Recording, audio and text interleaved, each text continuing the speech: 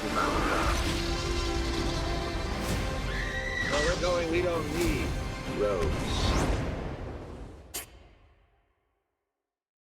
I'd imagine one of the benefits of telling a story in television is obviously you get multiple episodes and seasons to really sort of flesh out and dive into your characters and the story. Obviously, M. Night Shyamalan has told so many great stories in cinema over the course of just 2 hours. But if you could see any of his movies fleshed out over multiple episodes and multiple seasons like you guys get to do, which of his movies would you like to see sort of expanded upon like the world of television gets to do? Yeah, interesting. Yeah. That's a good question.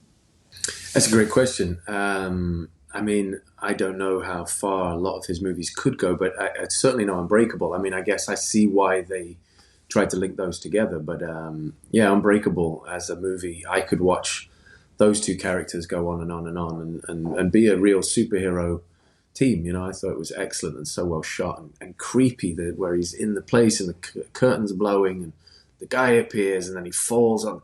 It's a nightmare to fall onto that thing that covers the pool, and it's slowly. I mean, it's nightmare stuff. So yeah, I think that maybe Signs would be quite good.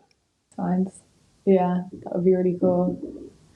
Maybe the Village would be cool. I don't know. I'm the wrong person to ask about that. Well, you know, but I was thinking as Toby was speaking to the Unbreakable, I was thinking, it's not too dissimilar.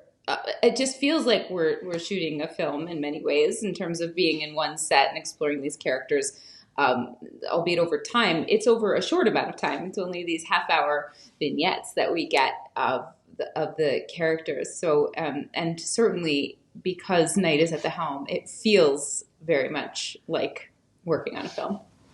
And it certainly feels like filmmaking, yeah. And he encourages the directors to have a perspective. When he comes in, he definitely has a perspective. He very much cares what, the perspective of the camera and just all of the departments that go into the storytelling. It's a very cinematic way of working.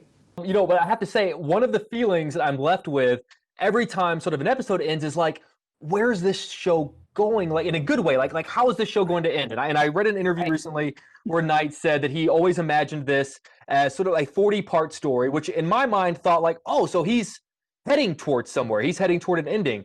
Do you guys know what the ending to Servant is? Like, do you know what the story is from here on out? We know nothing.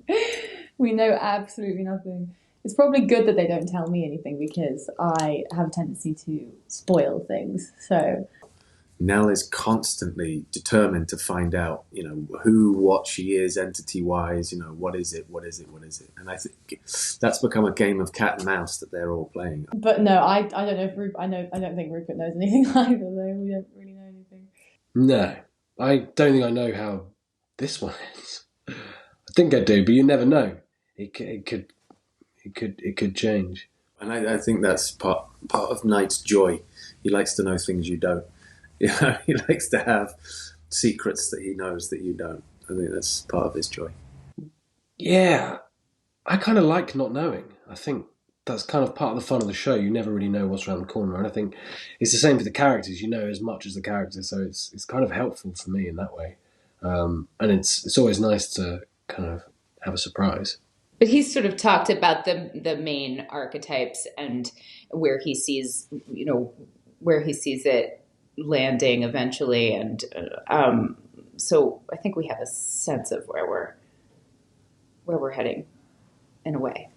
I'm happy to be discovering and still figuring out. That's the part of the mechanics of acting that can get very monotonous and boring, but the part that I really enjoy is the discovery. When the story's interesting, you lose the mechanics, so it becomes exciting to figure it out.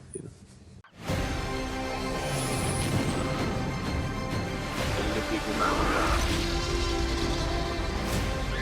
Where we're going, we don't need roads.